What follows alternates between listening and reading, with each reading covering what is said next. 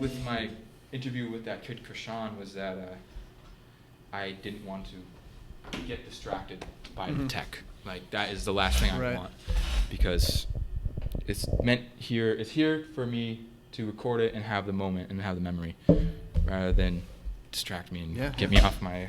I always found too, it's really hard for me when I'm talking with students or any kind of, even if it's not a formal interview, as I'm listening to you, I'm just trying to think of, okay, what is my next question going to be? Or how can I somehow direct this conversation another way? So that's an ongoing struggle of just actually listening and being like, it's okay if there's a pause and I don't really have the next thing to say for a minute, and that's okay. That's honestly one of the driving here. I'm like, okay, I hope I don't get into this little rut that I do. And like, I don't know, like there's been interviews where honestly I just don't upload them because like, what is that? I just don't upload them. Probably fine. Because I'm just like self-conscious of, I was aware of my internal like is this the question I really want to ask? Like, is this, that, and this?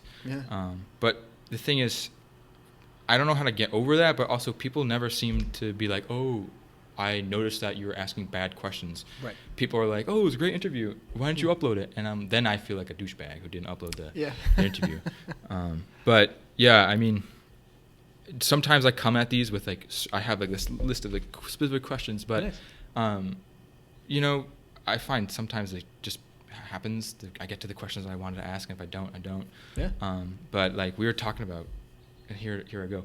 But we were talking about saying your friend, this guy can spend, has 5 guitars and stuff. Right. I think one of the things for me is that looking up to you, and you are in your adult life, and it seems like at that point you would have more of an idea of like, what does success mean? And I gotta ask, like, what do you think like success is? And being a high school student who's about to graduate, like, this is all we're thinking about. This, is an idea of like what I think it is. I mean, what do you think? What does success mean to me? Yeah. Obviously it's a great question. I think it's changed so much over time. Right. I hit a new point when I had children. That was a big watershed moment for me, obviously, as it is for so many people. Right. Where my definition of success clearly changed. I grew up in Warwick, and I was the person who was never coming back to Rhode Island. I thought I was never going to come back. We were living in California, and that's where we're going to spend the rest of our life. I moved to New York City, moved to Vermont, moved to California. And for me, coming back to Rhode Island would have been a failure. Right. Like the 18-year-old me, the 20-year-old me, 25-year-old me would have assumed, if I had spoken to my 37-year-old self, I'm like, I'm living in Warwick. I'd be like, oh no, what happened to my life? How could I end up in Warwick again? Right. But as soon as I had kids, that formula completely changed. Now living in Warwick doesn't feel like a failure. Now it's, this makes sense. Like, I have family here, and I have long-term friends, and now the kid that I went to kindergarten with, our children are friends now. Oh, wow. So the definition of success for me has changed dramatically as I age. Yeah. And at the beginning, when I moved to California, my biggest personal reflection is, as I've grown, is that I used to have very grandiose expectations for myself, right? As I think a lot of young people do. Yeah. Like, I was going to either become my secret dream was to become a poet. I wanted to be a published poet. And I guess I failed. I was not successful at that. But I write a lot of poetry, and I have like a little poetry collection. So really, I didn't fail. I guess I was successful in that way. Right. I think it really speaks to like me, who I feel like I have these great big dreams, and I'm going to URI next year, and that it's hard to not look at it as a failure to me, because I always thought I was going to be out of state and say I'm never coming back. Like, that was actually, I have to come to terms with that. And I just think a lot about like how this is like, we set these expectations for ourselves, and also like, how does that develop, and like, how does having kids change that idea of like how you view yourself now that you have like other people to worry about, not just yourself. And I think that it wasn't that I failed, but I did have it. either an unrealistic expectation for success. I feel like a lot of it was an unrealistic expectation. So that's changed for me also. Now I have a much more critically aware sense of what is a reasonable expectation for a human life. Yeah. I had very unreasonable expectations for myself, for my friends, Right. for the people in my life. That was a big learning curve for me. And that's something that I feel like I struggle with. Yeah.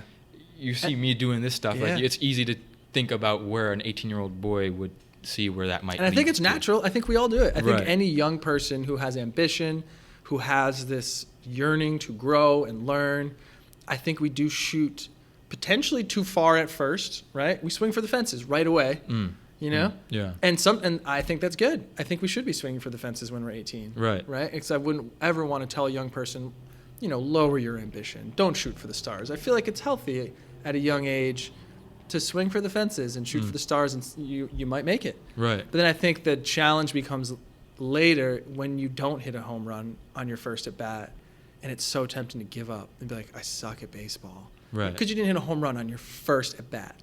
You know, so I think shooting for the fences is great, or if that's the correct phrase. Yeah. But then also saying like, okay, I struck out. Like that's okay too.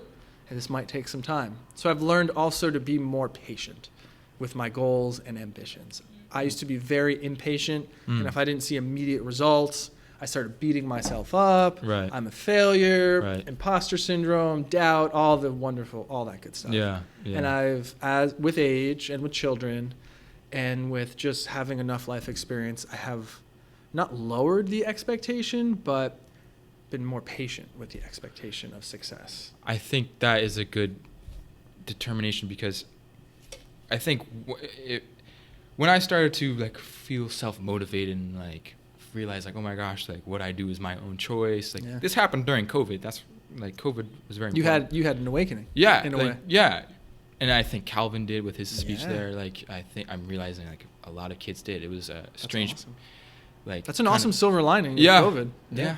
I mean, I talked to a lot of kids, like we probably wouldn't go back and take it away. Like it has made us who we are. But I think for me was like, oh, this is my idea of what success is. So, you know, rich and famous, like this is what I want. If I don't get that, then I'm a failure. And like, I think not only is that unreasonable and unhealthy, but like as time goes on and I've only been looking at it, you know, 8 months has grown since I've like had this awakening, I guess.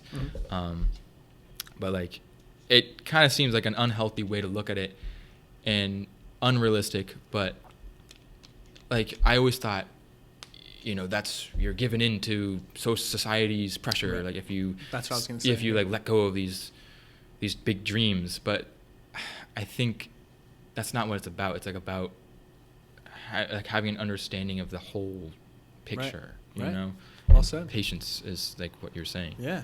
And I journal about this all the time. I have to remind myself in my journal.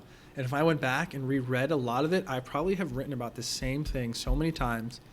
And I ask myself, like, what more am I really expecting out of life? Like, what am I still waiting for is what I always ask. I have 2 amazing, beautiful, healthy children. I have a home. I'm healthy. I have a job. Right. It's beautiful outside. Like, I can listen to any music I want with the tap of a thumb. Like, Right. what am I still waiting for? Is it just a cooler job? Yeah. Right? Is it just a cool job? Is it just more money? Is it More guitars, right? more camera Like, equipment. at what point am I not successful right now? And I think Yeah. that might be how I've matured. Is I've just reconfigured success, what I think is a more holistic, like you said, well-rounded way. That and I have to be careful not to, you know, I'm getting to the age also where we have to be careful not to just give up on dreams. You know, I'm just like, oh, I'm 40 almost. Like, I Right. can't be a photographer. Right. So continue that childlike wonder and that childlike ambition, but then not holding myself up to these really unrealistic metrics of, Right. like, if I haven't done this by this date, I'm a failure. Right. And that's the absurd part. Right. Creating some specific, you know, if when I do X, Y, and Z by this date, that means I'm successful. And if I do not hit X, Y, and Z, Then I'm a I failure. guess Right. I'm bad at life. And what I find, even if you do go after those things, it's like it's a hedonistic treadmill. It's like you keep. Perfect. Yeah. It's that you keep going. It's not my term. I Yeah. got it from those meditation things. But Nice. yeah, it's like you get that. So then, what's next? What's Right. next? Of course. I And think, you don't get as happy. right. I'm not as happy as I thought I was going to be. Right. I mean, I think it's a good reflection to realize, like, okay, am I as happy as I thought? But I think that idea of, redefining what success is to you, that is something that I am so curious about, because I think that is like something about like the human experience and like throughout life. I feel like that's a very like interesting point. And I think a lot of kids are my age. We're all like I'm worth better than this. Like I can do that, and like this person can't. So it's like we're all like bustling with. And you're being thrown into the rat race and expected to. I no longer have any societal pressure on me to perform, besides the normal expectations of a job. Like I don't have parents who are not necessarily pressuring me, but I don't feel like I'm going to disappoint my parents at any point by my next decision. Right. Remember when I was younger, I felt like I was going to disappoint my parents. Of course, there's a little bit of the, the phrase "keeping up with the Joneses." Yeah. Right. Yeah. Of course, there's always a little bit of that, but now it's at least a little. It's in the background, at least. It's not at the forefront of my attention and motivation. That's a voice in the back that I can be like, oh yeah, there's that voice again. Yeah. I don't have as nice a house as other people have. It's more in the background for me now. And I don't know if it came with age. I don't know if it came with children. I've done a lot of personal introspection and writing and talking, and I've taken courses. So I feel like a lot of it has come with work. Right. I had to have these conversations with myself and attend, interesting workshops where we're talking about this kind of thing, and reading, obviously, and just learning more. That's been how chip away at that mindset a little bit by bit. Yeah, it's like, have you found with the people like around you in your age group, in your generation, are people like realizing this too as well? That's hard to say. Not as much as I would have hoped, to be honest. Really? I have not. Maybe it's just the people I surround myself with. Maybe I haven't put myself out there enough and had these conversations with others. But this level of thoughtful discussion I get in school with students more than friends. Really? Yeah. This is the more, I feel bad if any of my friends watch this. But I have more interesting, thoughtful dialogue with students than I do with my own friends at times. And I mean, being a student, like, I would chalk that up to, like, it seems like you create an environment where that can happen. Like, yeah, it's like, yeah, and that, like, you hear everyone's like, and Mr. Rosewell who makes us read who lets us read poetry. It's like that, people, regardless if, you're the athlete or you're like the reader, you know what I mean? That person's like, we all can see that we've never done this. We're one more day left of school and we've never done poetry and had to write commencement speeches. Right.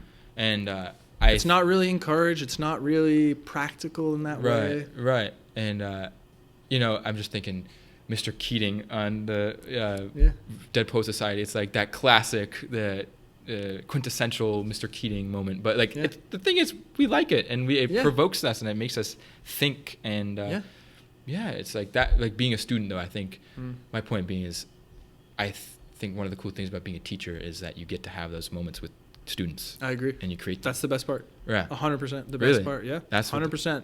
The fact that, as you were talking, I was thinking, I think a lot of people my age might just do it with their spouse, right? Like I have thoughtful dialogue, reflective conversations with my wife. That's when awesome. we get together with friends at dinner on a Friday night, we're not having thoughtful, engaging dialogue. We're, just like friends. We're joking around, having fun. I mean, how much thoughtful, engaging, Yeah. That's what my friends all get pissed off at me because I just don't stop, you know. And right. it's like I'm trying to figure out how can I be a normal teenage boy who doesn't have an existential crisis, you know what I mean? But also question things and pay attention, And when to turn it off and just have lighthearted fun. It's still at 37. It is still a balance that I'm working with. Wow. Because sometimes it's tempting to. Honestly, it's tempting to be like, no, I don't want to be social right now because I'm having an existential crisis, or there's so many other pressing things that I want to think about other than, goofing off with friends. So I don't think that tension and that struggle goes away. again, this might be the reoccurring theme. It seems as though it just with age, you see the pattern more. Right. You're able to navigate it with a little bit more subtlety. You know, when this phenomenon comes up on a Friday night, I know, like, oh yeah, there's that thing again. I want to have some philosophical discussion, and everyone else just wants to laugh. Right. Like, okay, that's right. This happened again. Yeah. This is normal. This is social life. And you learn the little tricks to get through it. And I think that is parent what you yourself and respect yourself, and that's an important part of growing up. And we're not weird because we want to have thoughtful existential dialogue. Right. But also they're not superficial and lame because they don't. It's just that is human nature. Yeah. Right. I think I feel like I've always been like more mature than most kids, and a lot of time it was a struggle only until last summer. I didn't want to accept it because it seems like, oh, I'm not more mature. That's like, I'm thinking too highly of myself. But it's like, no, just accept, like, yeah, and then just move on with it. And like, what are you gonna do about it? And like, and I think my dad was talking about like being able to parent yourself, like pick up on these patterns and like be able to. I think a lot of it is like trust in yourself. And like right now, looking towards the future, there's fear, there's anxiety, nervousness, all this stuff, because I don't really know if I can trust myself. But I feel like you found that you can trust yourself more as you've grown older? More, yes, 100%. That would be the most reassuring advice I can give to a young person who is about to embark on the journey of leaving home. Like the rite of passage of leaving home is you can trust yourself 100%. I would say that would be, it's a tempting thing. It's like, what would I go back and tell my graduating self? Right. Like that is a tempting thought experiment. It's a question right here. Right. Like that's tempting. And that would be a big point that I would want to address with my 18-year-old graduating self is like, slow down. This will happen. It's not going to happen the way you think. So if you think you're going that way, don't worry. You will not be headed that way. You'll go that way, but then you're going to take a hard left. Then you're going to stop. Then you're going to, it's going to be much more convoluted than you think. But along the way, you will know what the next move is. Yeah. Like you will. Like I think a lot of the anxiety comes from like, oh man, I don't know what I'll do. What will happen? And you don't know what will happen, but it's still you, and you'll still be able to make a decision in that moment, and you'll be fine. Yeah. Right? If you do go to college and you hate it, and you go to URI and you're like, this place is awful, I can just feel it. This is wrong. This is not where I'm meant to be. You can handle that, and you can navigate it, and you can make the next choice, which will be to transfer schools, or to wait 4 years, and then maybe go to Europe after graduation, or maybe just get through it and then go to grad school. And then in grad school, you'll find your zone and you'll find your thing. Like have trust in each little step, even though you can't see the whole staircase. Yeah, I think it's so easy to say. It's so easy. Yeah, it is. But there's real truth in it. And like I've felt that in moments like where I can trust myself. But then there's also moments when I like a lot of this, like these interviews, these YouTube things, because that's like you're saying poetry is your like creative, your dream. Like you asked us like, what is that secret dream that you don't tell people? Like, I love that question. Like this is like one of them. You know what I mean? And I'm not fully embracing it right now because it is that secret little dream. Yeah.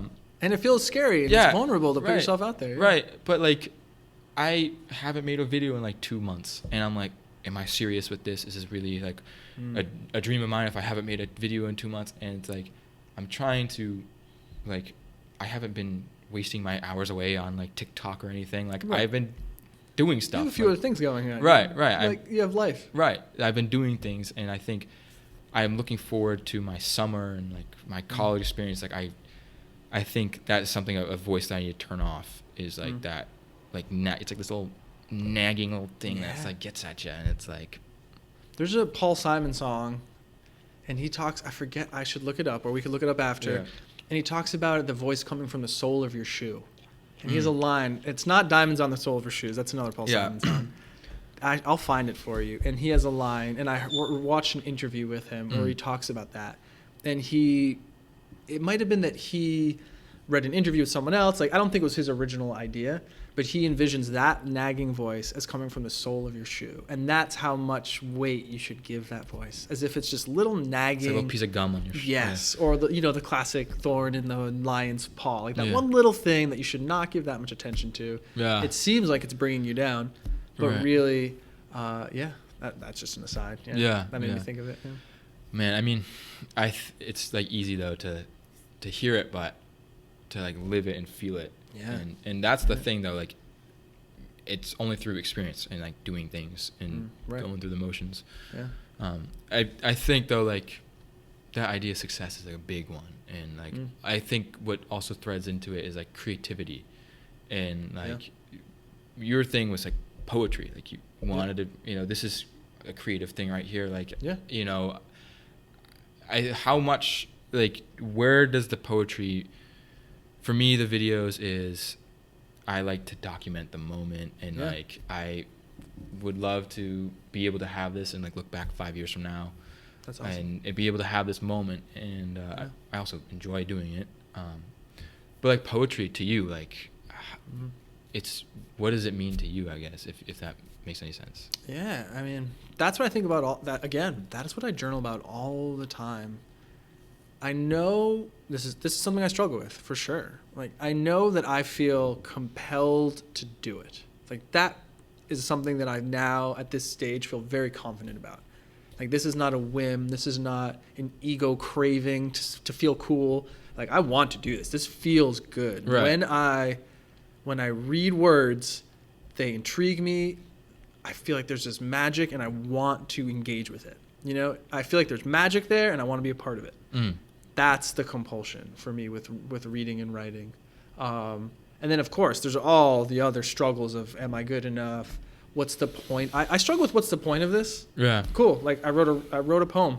I've put some words together that mean something to me that I thought were kind of fun, and it's sitting in a journal somewhere. Great. Woo. Yeah. Like, that's what I struggle with. Like, why am I doing this? I know that it feels good to create. I know I feel compelled to do this creative act, but I don't have an end point or a purpose as to why.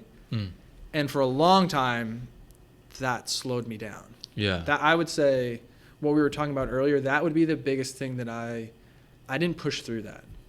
I let that slow me down. Because I didn't know what my end point was, I stopped moving forward for a while. And that's my advice whenever I work with any young people who are pursuing creative acts. Just learn from my mistake. Don't stop because you don't know what the end point is. Or don't slow down. And I think healthy doubt is important, otherwise we become arrogant. Right. And I think it's important to stop and be like, was that the best thing? Should I really have done that? I think it's extremely healthy, but then we go too far and we doubt it too much. And sometimes we reflect too much. And it's sometimes we should say, no, I just felt like doing it. Right. I felt like writing a poem. I felt like having an interview and recording it. And it doesn't really matter why right now. And then maybe 20/20 hindsight, you'll see that it was a part of some really cool trajectory that you didn't even know you were on. Right. I think the War of Art talks about that. Yeah. Like, I love that book. Yeah. When I saw that you had that, I had just finished it. That's funny. It was a synchronistic moment of life. That's for funny. Sure. No way. Like, because I read that like in November, and it's like literally like a Bible to me. It's like, I wish I had read it when I was 18. Yeah. 100%. It is amazing. And it kind of just, resistance, and like, this is what this feeling is. And I gave into resistance 100%. And I'm like trying to be aware of what that is. Yeah. Like, moving forward, I'm trying to be aware. But I think my point, though, bringing it up was like, he talks about do it because you like it. Yeah. And like, he said, I am writing this book because I am happier doing it than not. And I think that has been a similar feeling to me. One of my classmates, because I was doing this in like December, I was like pumping out like more videos, and they're like, wow, like, this is really cool, do you love it?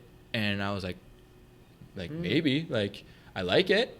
And I was like, maybe I do love it, I don't know. But my thing was, I'm happier doing it than not doing it. Right. And I think that's a really important distinction, and to like kind of hold on to that, and like, it just seems to me, I get scared, like, oh, when will I not like it? And like, because I like making videos, I run, and I'm like, what if I don't run? What if I don't like it? Yeah. And it's like these weird anxieties that I'll figure that out if that happens. But like right now, I like it. Yeah. And like right now it's real, and right now this is what I'm gonna do. And Yeah. and whatever choice, that's the choice that I make, and form into some other path that you were saying. That's beautiful. Yeah. I think that's a good place to be when you're 18. Just understanding that. I did not. I'm telling you, I did not. I slowed down a lot. I gave in to resistance with all the same excuses we all do. Yeah. For me, my biggest point of resistance was obviously imposter syndrome. I'm not good enough. Who wants to read my words? Who wants to see my pictures? 100%. Like, who am I to think that I can take a picture and someone else will want to see that? Right. Who am I to write a poem and think that other people should see this? So it was a lot of self-worth issues. For me, the artistic path has been a lot of like personal like therapy work, to be honest. Yeah.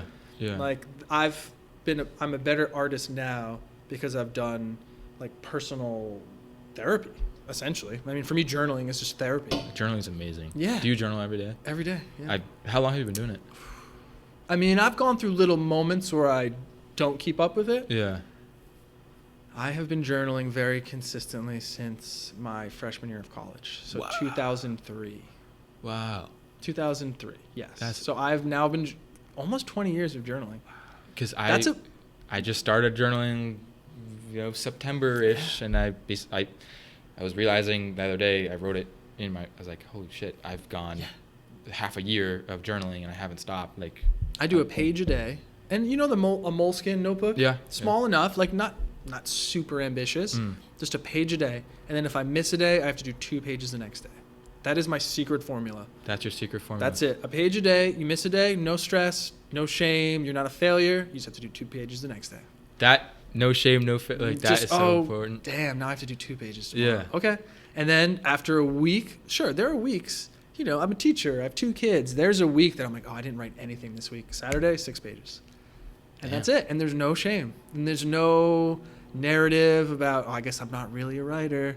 Right. Nope. Just means I had a really busy week. Yeah. But I'm like, just like Pressfield talks about, I sit down, I'm just going to bust out 6 pages. Yeah. Even if it is just some gratitude here to get started, and then a little like, look at that bird. Let me write about that bird for a second. And then without a doubt, there's always one little moment of the page where I'm like, oh, that was a cool thought. I'm glad that I got that out. Right. That's it. Yeah, that's my secret. And that's been the most healthy, long-term success strategy that I have implemented.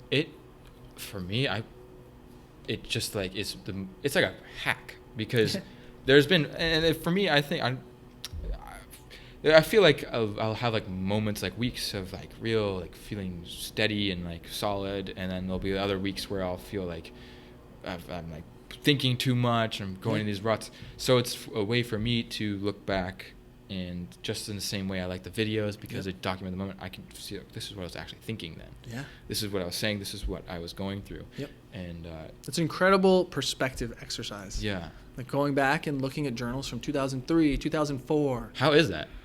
I mean, it's mildly embarrassing and cringy for sure. When I see, but it's also really helpful for perspective. When I see what I was struggling with in 2006, it's like, oh my God, really? Like, I was that worried about this. Nice. Can you throw out something? Oh, random.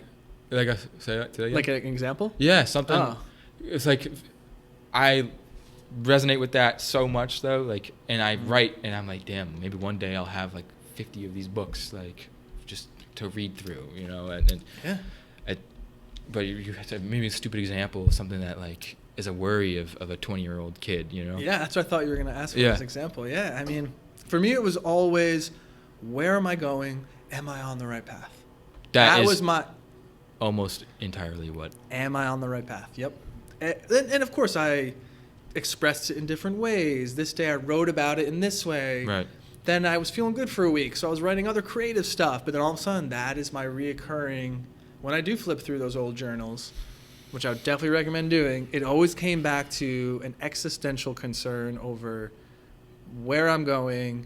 Am I living out my fullest potential as a person? Yeah. you can phrase it so many different ways, but you know that feeling of like, is this right? Please God, tell me, am I on the right path? Right. And then I don't know what happened. And I still struggle with that. It's not like that's gone away. It's not like that's all of a sudden that's gone away. I still struggle with that. Wow. But now it's just like the same thing I said before. Like now I just feel that, and now just have the mindful awareness to say, oh, I'm feeling that way again. Yeah. That's right. Oh, this thing again. That's right. You recognize the patterns as you go along. And that's been Buddhism. Buddhism has helped me with that. Right. And you're saying meditation. Like mindfulness, meditation, and I'm not a practicing Buddhist. Like I'm not part of a spiritual community. So I have a hard time saying like I'm a Buddhist. Right.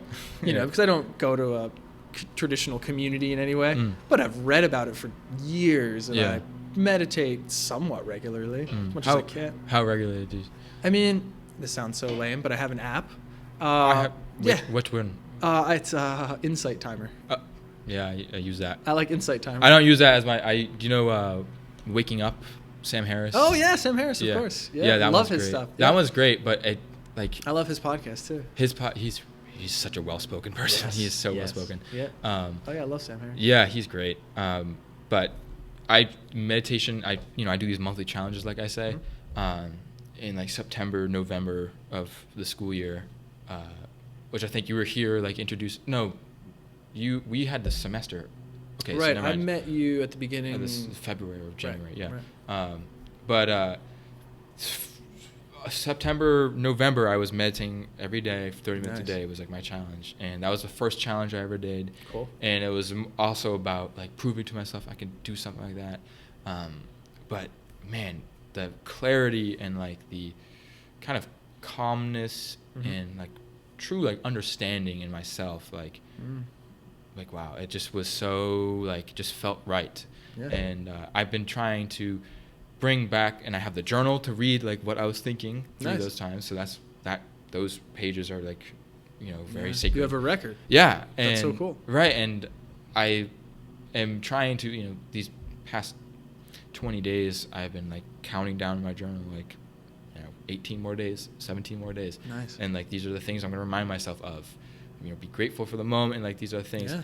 And I mean, I don't know if I would be more crazy without it, but I think it ties into that thing. Like I like doing that, and it makes me happy doing that, and it makes me like feel more rooted. Right.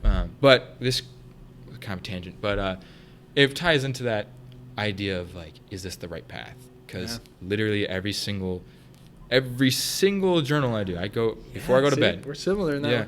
That's why I think like I wanted to sit down and talk. Yeah. But I wrote this is I think I wrote it in my commencement speech, but keep going. I literally write keep going. Yeah. That's every single time. Keep going. Because that's a great phrase. Yeah, and that's beautiful. It's like I know through the guitar one, there's been like other reflections that I can't fit in the video because it's been months after that. Yeah. But I've really realized like progress really is done day by day. And it's hard to freaking remember it sometimes, but like that keep going and that idea of like, am I on the right path is. Yeah. And you say that's been a consistent That is my theme. ongoing, you've mentioned existential crisis, right? Yeah. That's how I think of it too. That's been my ongoing, my wife and I talk about this all the time. She gets stressed about day-to-day little things, right? Like whether, like when the kids are being crazy and she's got to make dinner and she had a bad night's sleep and she's got this annoying call she's got to go on later. Like that is what causes her existential suffering. So she's very day to day, not in any kind. I don't mean to portray it in any negative light. That is what causes her existential suffering is like these little moments of her day to day life. For me, I'm the exact opposite, and that's why we work well together. I dinner's late, whatever. I don't even think about it because I'm over here being like, are we on the right life path together? Like, should we have moved back to Rhode Island? I'm not sure. Right. So I'm way up here in the clouds of abstract anxiety. And, that's just where I have been. So I have a spouse who balances me out. So she brings me back down to earth, and we really work well together in that way. Wow. So that's been helpful. Having a person in your life who is aware that that's where your head goes. and they can very nicely, or very sometimes not so nicely, but what you need is to just be brought back down a little bit. Yeah. And then kids do that too. Oh yeah. You know, kids have brought me back down to the plane of like, well, I need to be a good father. This is the responsibility before me. Obsessing over my own personal path right now at this stage of my life feels very selfish. Like when you're 18, I'm not. It is not selfish to think about your life path. Right. That's a great thing to think about because it's important. Because some people don't think about that enough. There's this famous Casey Neistat. Do you know him? Yeah. Yeah. You really? Yeah. I believe he's 39 or 40. So similar age. But he had a kid when he was like 16 or something. Oh, well. And you know, he's like mega successful now, but he was a high school dropout and lived in a trailer and had a kid at 16. And he always talks about how that was the moment where he had to prove to someone else that he wasn't a loser. Yeah. And he said, now I'm proving it for not me, but for someone else. And it seemed, I know you say it's like selfish, like like it seems like that's what the mindset changed. Like you're saying, you have this like before parenthood, now parenthood. It's like you have someone else there to think about and care about. And it forced it out. Like it forced me to do that. Even if you're kicking and screaming and dragging your feet, you know, you can have the realization sooner. But for me, it took, I think, having children to really, I was already on that path. You know, through journaling and through reading and great conversations with people and personal work. Like I was already working on it, but then kids came around and like, boom, never mind. Like all of these existential issues and meditations that I keep reliving and rehashing, I just don't have time for it anymore in a good way. I don't have time to worry about if I'm on the right path because I have a 2-year-old and a 5-year-old who are just want to hang out with me. So I must be doing something. Right. You know, it's kind of like, okay, it doesn't matter what I think about my own path right now. I'm putting it in my own theoretical framework. Like, there's a kid who just wants to color with me. Right. So I'm just going to focus on that right now. Oh, man. You know? And, like, in that moment, you're doing that coloring with your kid. It's like what more could you ever ask for in the world? And that's what I try to remind myself all the time. That right there. Like, it doesn't matter. It doesn't matter if right now we're in California or in Rhode Island. Like where we live was a big point of anxiety for me. Like, where are we going to move to? Yeah. Where are we going to settle? And I even have a nice poem about it I should share with you. It's real. Yeah, it's really like, well, it doesn't matter. Because as long as my family's here, we could move to Bismarck, North Dakota right now. But I'll have like my wife and my 2 little kids, so it would probably work out. Yeah. You know, we could move to, I think Bismarck's in North Dakota. Yeah, the capital of North Dakota. Okay, good. Thank you. That was the moment of like, like it just put things into perspective, for lack of a better phrase. Yeah. And that's what really kind of closed the door on that struggle for me. And now I do have more faith and trust in the process. It took me a long time to get there. I kicked and screamed a lot about it. I was product driven for a long time in my head. I wasn't happy until I had accomplished something. I wasn't happy with myself until I hit a certain metric that I had defined for myself. And then I just kind of broke out of it. I don't know how else to say it. Yeah, I think that is with like lifetime experience. Yeah. I'm thinking a lot about this like idea of being a teenager and like having these dreams has manifested in a very Jonah way for me. I've done these like monthly challenges, and I've like, for me, they have been a big part. Like I go to school in the day and I do my homework, but my thing is like these monthly challenges that I do, and that is like what keeps me in. Like I thought like maybe if I do running, it'll make me more confident. And you go into it with these ideas, but the premise is I'm just not going to give up, and I'm going to go the 30 days and see what happens. That's so cool. That's a great ongoing theme. It's fun. I mean, it's fun. That's so cool. It's challenging, but it's fun. But I think I did this 48-mile like race, and I have been stuck making that video for 3 months now. Like you told me about that. Yeah. Did you do it? The race? Yeah. Yeah, I did. You did a 48-mile race. It was 4 hours every 4 hour. every 4 miles, every 4 hours for 48 hours. Oh, is that the straight. David Goggins thing? Yeah. Oh, You know David Goggins? Yeah. Yes, it is. Okay, that was the David Goggins It was. challenge. I saw a bunch of posts, but I didn't really know what it was. Yeah, that's the exact same thing. Oh, cool. Right. And I did it with my buddy Tony. He went to the school, but it's COVID year, so we did CCRI for. Cool. But yeah, we did that together. So February, it was in March, beginning of March. So in February, we ran every day for February, and then the beginning of March, we did that. Point being, though, is leading up to it, it was all about like, I have all these dreams and all these ideas of what success is to me, and for me, it doesn't satisfy me that I have these ideas. Like, I want to see if I can do it. Like, what am I made out of, basically? And I think Tony and I both went into it like we're not going to quit. Like, we're 100% committed to this idea of like, this is something we're going to do. Yeah. And that's very David Goggins-esque, right? Right. And I think, Tony has a wrestling background, and I've been doing these like monthly challenges. I did waking up at 5 a.m. for a month, like, and that was commitment. It was like, I learned like, if you say you're going to do something, it makes it so much easier to follow through with it. Anyways, point being is that I proved to myself I can do things. I think anybody, if they set their mind to something, can do things. If I can do it, anybody can.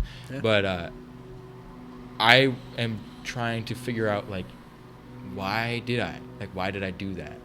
Oh. Like, I'm trying to make this video. I'm trying to make, like, I'm trying to make a thoughtful video rather than just a compilation of all the runs. Like, like, why did I do that? And that's going to be the thread that's going to be the main, sort of theme of the video? Just the interesting, like, if I was someone who didn't do it and like was wondering like, why would I do that? Why did I do that, Jonah? And that is something I struggle with, and it is. I think it ties into like, maybe I'm happier doing it than not doing it, but also like me having this idea of like what success is and like wanting to be on that right path. It's like all these. It's like this mixing pot. It was like it has all these little pieces into it. Yeah. But I think my point is that I feel like it is this big goal and I achieved it, and like this idea of success, like I won't go until I achieve that, and so I did, and I actually did it, but now I'm still like now what? Like it's like what do I do? Like what it didn't. I wasn't expecting it to like fix anything, but I am still like questioning things, and that's why the video hasn't been made, because I don't know where to go with it. Like what do I say? And I think this idea of success or whatever it is, this am I on this right path? Like I have been told from adults like, you're doing the videos, you're doing great. It's like, thank you, it feels good. But I still sit at night with my journal and my pen, and I think that's the process. That's the process. I hate to say it. I think again, I have not figured this out yet. I struggle with it. I think that's just the process. I think the process is painful and messy and confusing, because as you were speaking, what I was resonating with is like you set out this goal. This is going to be so fun. It's going to be challenging. This is it. I'm excited. You feel that rush of enthusiasm and excitement, a little bit of fear. Right. Then you accomplish that goal, and it's not as awesome as, at least for me, it's never this rush of pure joy. Right. As much as I think it's going to be. It feels good. I'm very proud of myself that I did this thing. This was cool.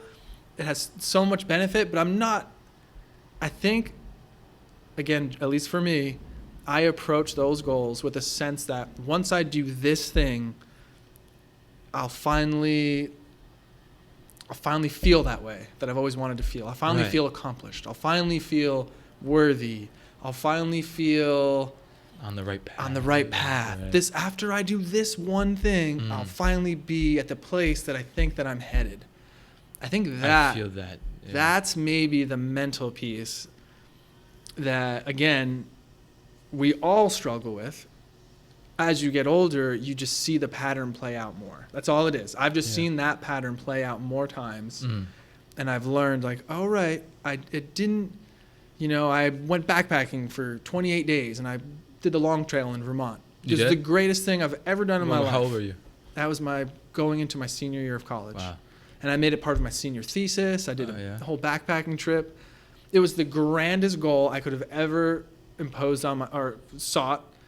And I did it, and it was amazing life experience. And then the main theme became, so I did a piece of writing, you know, half of my thesis was the research of the Long Trail and the history of it and the cultural significance of the conservation movement. But then the other piece was just a personal narrative.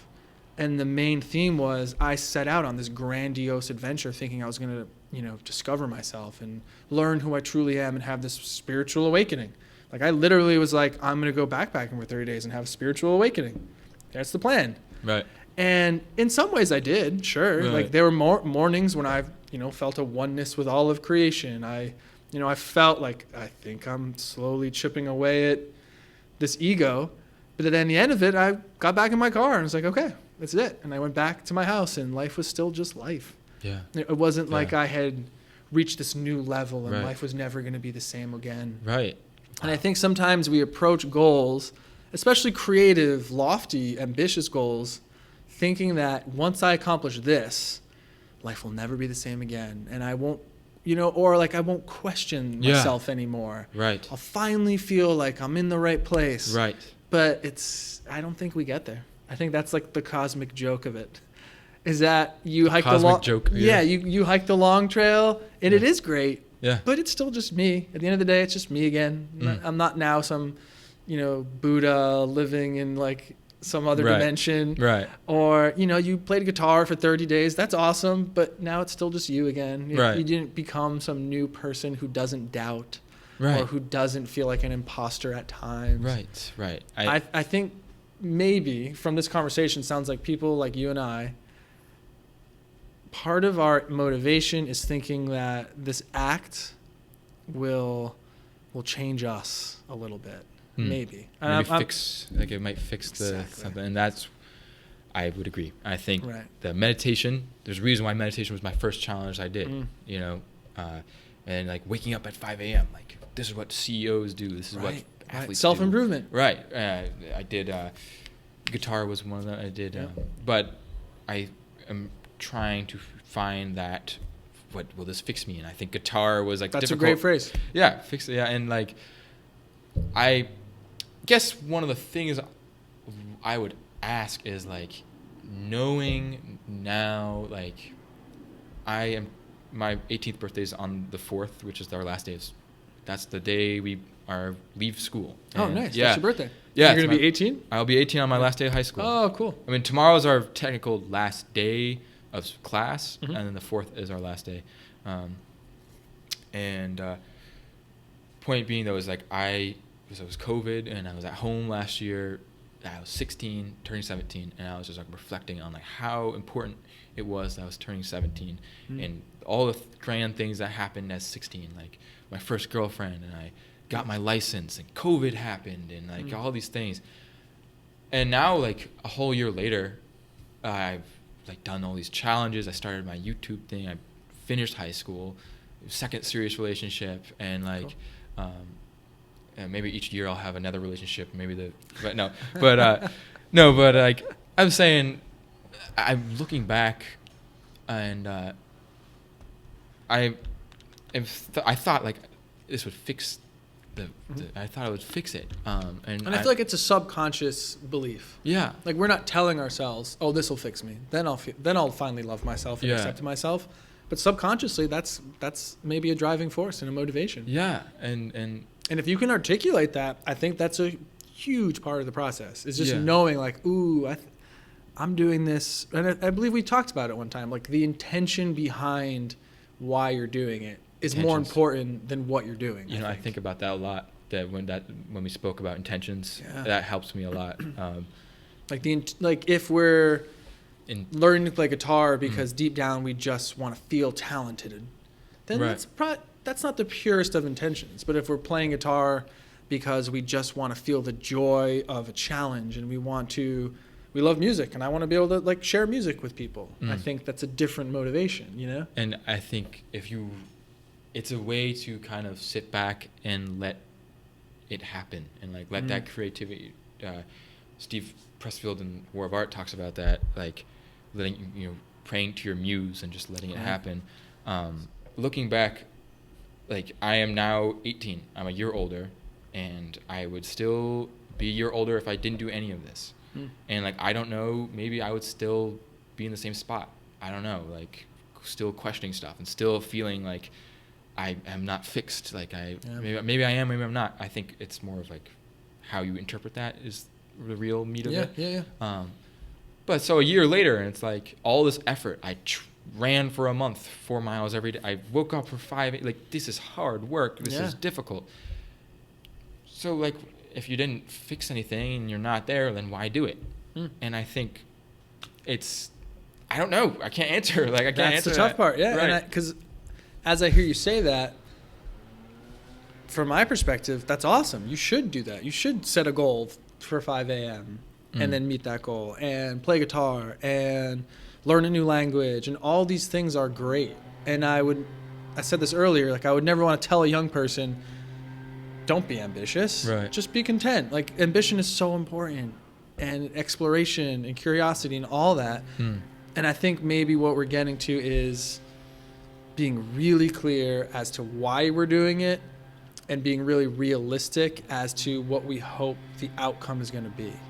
I think for a long time, specifically in terms of creativity, I thought, okay, once I write something that other people like I'll finally feel good about myself, right? I'll finally, as I just said earlier, like I'll finally gain acceptance from peers, right? Or family, like all those deep-seated psychological needs. I'm doing this in order to fulfill some deep-seated psychological drive, right? And then when you take psychology, they're pretty straightforward. Like you want to be accepted by your peers and feel competent and successful in the world. Like they're pretty straightforward. Right. But I think that if we try to fill some void within us by some other act, that is doomed for failure. Right. Like those acts are awesome. We should still do those acts, but we should not do those acts in the hope that it's going to fill a hole or a void within us. And the intentions in that act will come through. So you and I are maybe doing these acts with this subconscious thought, like, oh, that will fill the void.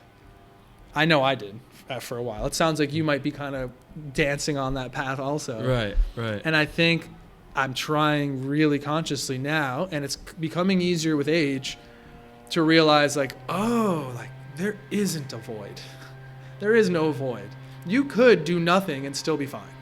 It's great that you're doing stuff, and we should, because life is about growth and innovation and evolution and change. But you're still fine if you did nothing. Right. You'd still be fine if you went and never played guitar again, slept in every morning. It feels like I'm running away, and that's what a lot of the fear comes from. It feels like I am running away from someone, like the way I view myself. Yeah, that's a great way to say it. Like, you know, pretty much all of my high school career, I've been the kid who I've always viewed myself as like a loser who just plays video games, and like basically that's like how I've always viewed myself. And it was a very conscious effort to change and shift that idea of who I am.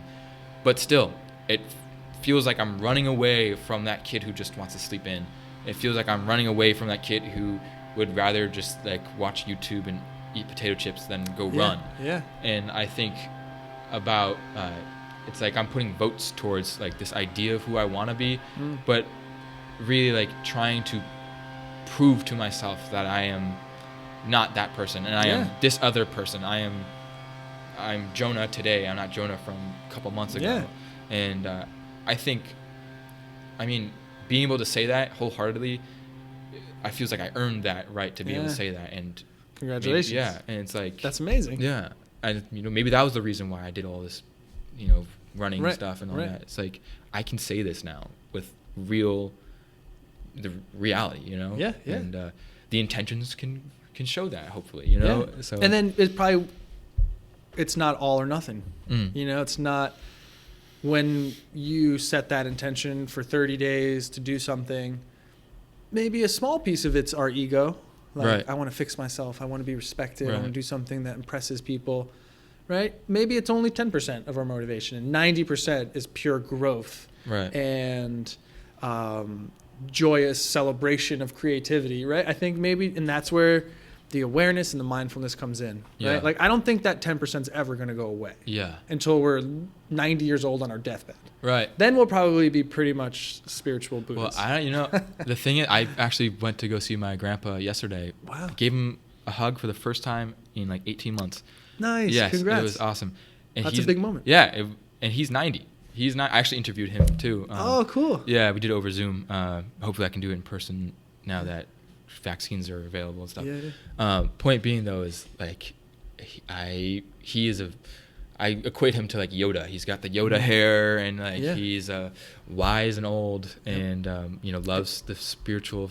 He was a priest in one of his religion. In the 70s, there's all these religions, and he was a priest in one of them. It's called Eckankar. What was it called? Eckankar. They believe in like reincarnation and karma and stuff. And I think he's still like 90 years of thinking and 90 years of maybe when I'm 90 I'll have those answers. It's like cosmic joke. Yeah, the cosmic joke. There we go. Cosmic joke, So, I mean, I think I'd rather be doing it than like I'd rather be trying and being like an active like player in the game, like err on the side of action. Right. That's what I didn't do that for a while. I erred on the side of interpersonal thinking and over processing and journaling. It seems like you're taking action, which is great. I'm trying to. Yeah. I'm trying. And like the thing is, like, I don't know. I mean, who knows what will happen? As we say, like, I could have an idea and go this way, that way, stop here and that. Yeah. But you were throwing around the ball saying, "What do you want to do?" And Dean said, "Make that podcast." And like, he, like, I want to say like make interviews consistently, but I am like, don't know if that's like too much. All this stuff, like, I'm trying to take action, but I think you'll learn those little. Seems like you'll learn the nuance of that. Yeah. That just comes with experience. I feel like those are the easy ones that come with experience. You'll learn. Like one interview a month, it's fine.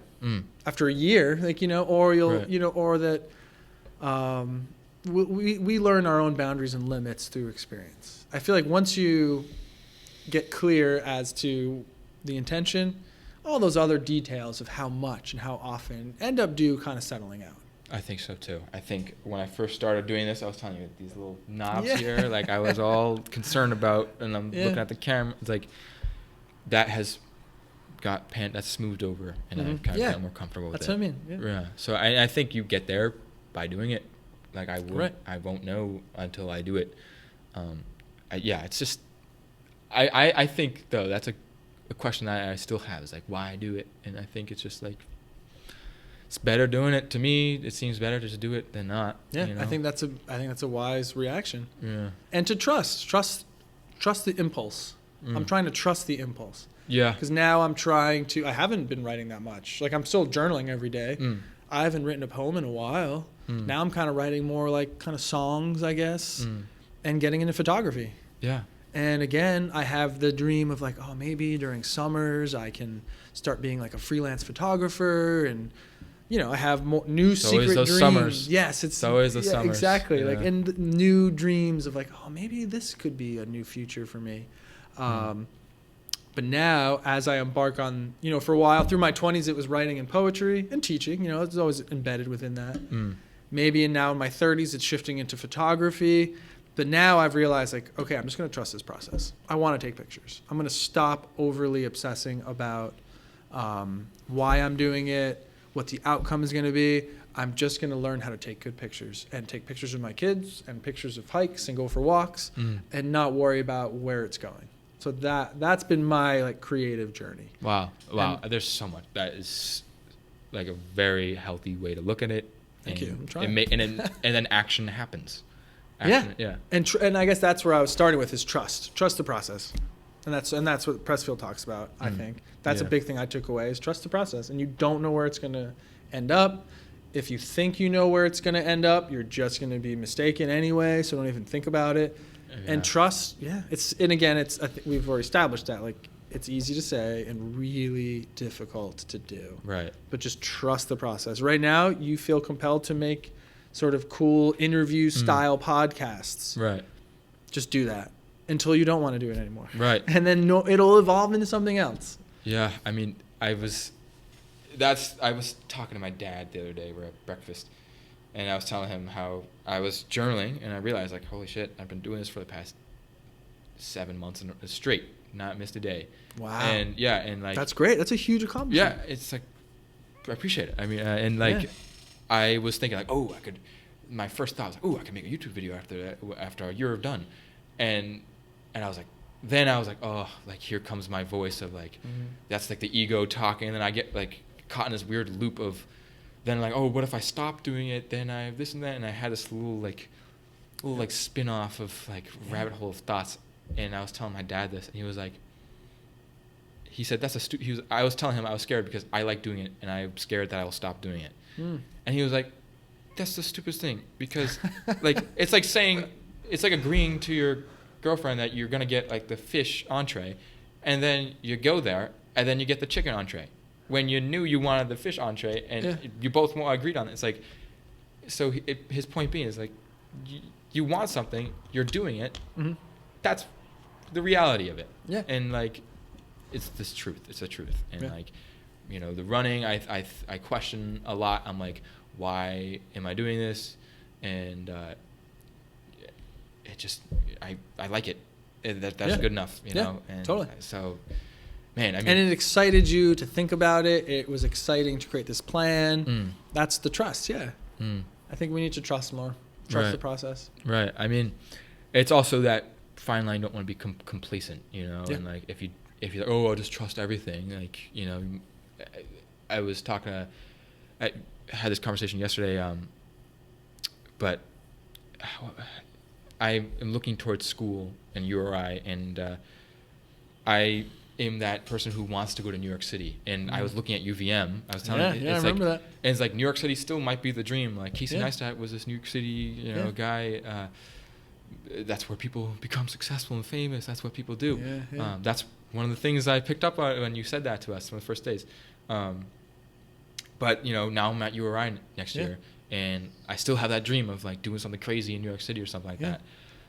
And I don't want to get complacent and stay at URI. Right. So I'll have to grind at school and this and that.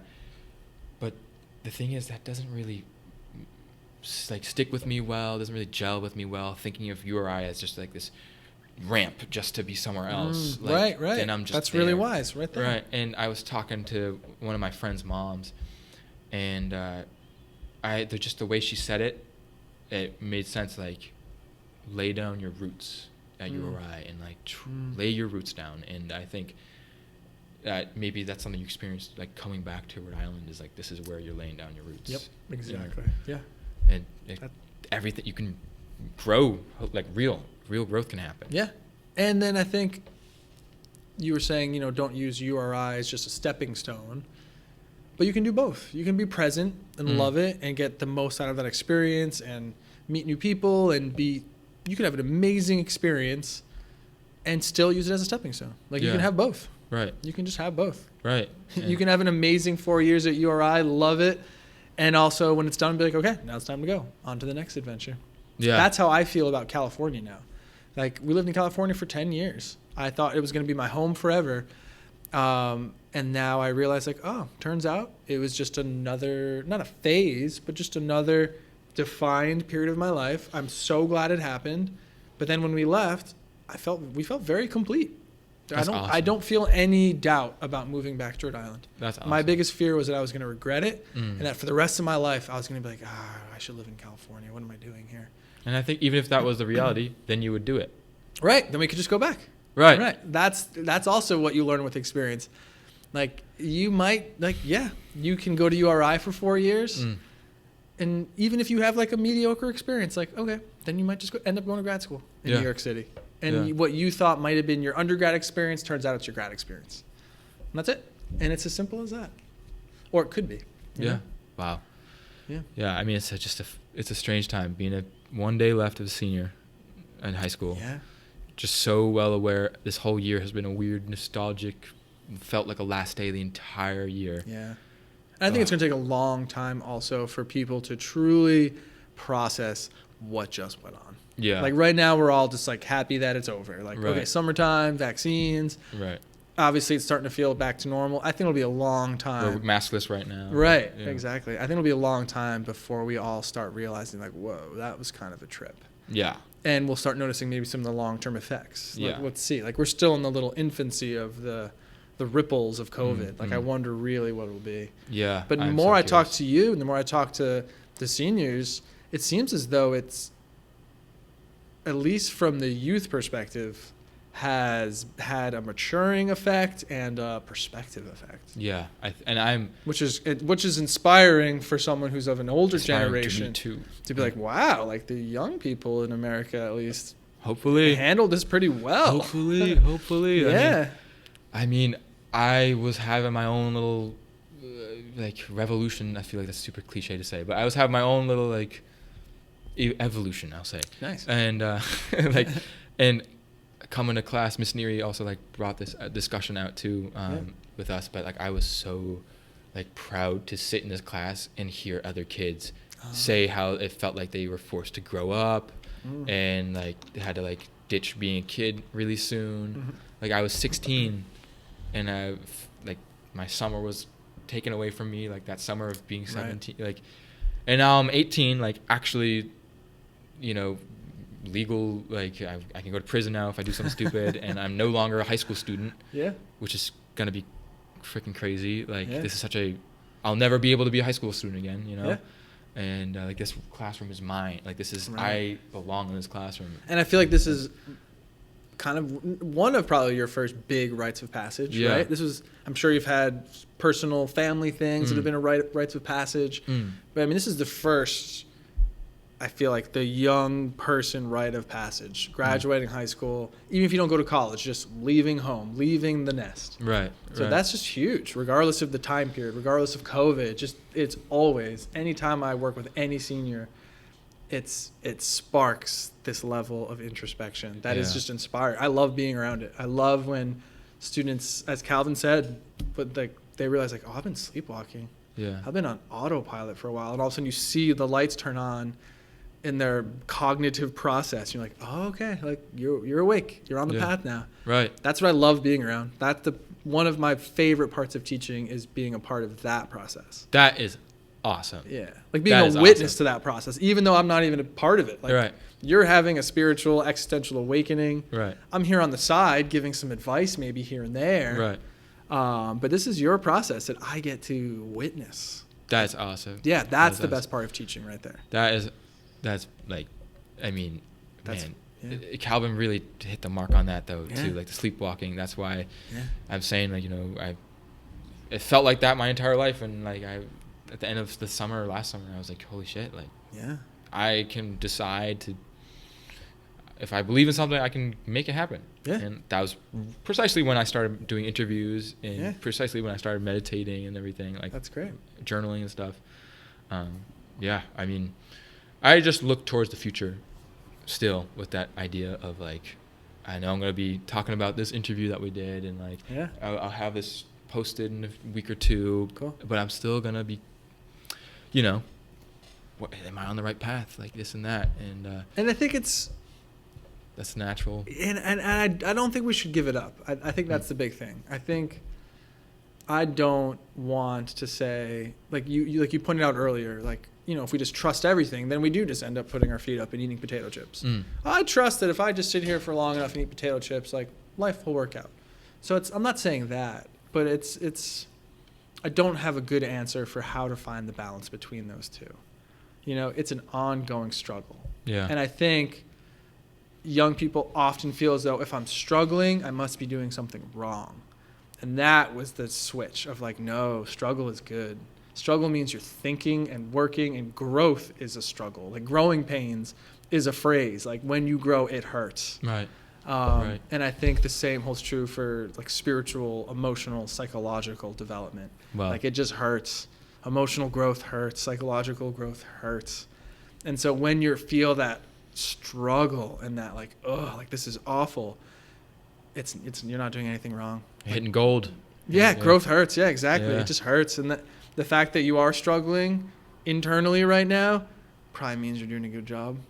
That's like that's just the way you look at it, those goggles that you view it through. Yeah. If you view it through that, you can power through it, and it can be those enjoyable times, you know. Right, and that going back, that would be my advice to myself too. Like when in those periods of struggle and uncertainty and existential crisis, like, yeah, good job.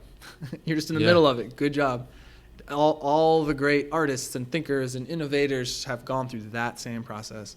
So if anything, we should wear that with a badge of honor. Be like, right, here's my existential crisis. Check. Right. Got it done. Yeah, doing it. Do it, right. And then then you're never going to go through that cliche midlife crisis. You know, that cliche of like the person who has never looked inward and has never reflected. Right. And doesn't doubt themselves and probably should doubt themselves a little bit. So you just have a whole life crisis. You know? Right. Our whole life is a crisis versus waiting until you're middle aged. Right. Yeah, right. that's fine. Yeah. Well, I mean, I'm looking at these questions, and that was, like I said, going through it, just talking through it. Cool. Yeah. I mean, I could ramble for days. I could too. I really could. Yeah. Well, let's call this Volume 1. Volume 1. This is Volume 1 stamp. Yeah. There we go. Well, and thank you. You want to have any last words you gonna say? No, just thank you. It's so fun to talk to you, and I like it. This was awesome. Yeah, and I mean it. It's really been really nice, and I've been so impressed with your level of maturity and reflection, and like you're making stuff happen. I appreciate it. You are. You're like just this is a perfect example of that. You're making stuff happen. Appreciate it. And who knows what it'll end up or what it'll turn into, but like you're doing it, man. You're on the path. Idea. That's the idea. Yeah, you're on the path. That freaking damn path. Yeah. Well, I appreciate it. And, thank you. Yeah. Thank you. All right, guys. Thank you for watching and sitting through the whole thing. Yeah. Any last words? No. All right. Keep watching Jonah. All right. Appreciate it. Peace. All right. There we go.